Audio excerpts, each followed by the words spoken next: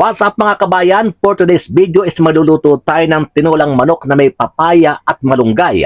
At dito nga ay inumpisan ko ng hiwain ng ating sibuyas, bawang at luya at maya-maya lang ay isunod na rin nating hiwain itong ating isang buong papaya. At syempre gamit ang ating Golden Fiesta canola oil, igasa natin ang sibuyas, bawang at luya at isunod natin ang ating hiniwang manok. Sangkotsahin muna natin ng kaunti at syempre ilagay na rin natin yung kanyang pampalasa. Takpan muna natin hanggang sa lumambot.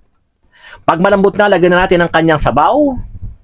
At syempre maya-maya lang isunod natin ilagay yung ating mga hiniwang papaya. Pakuluin natin hanggang sa lumambot na yung papaya. Pagkatapos niyan, eto na. Isunod natin ilagay yung ating dahon ng malunggay.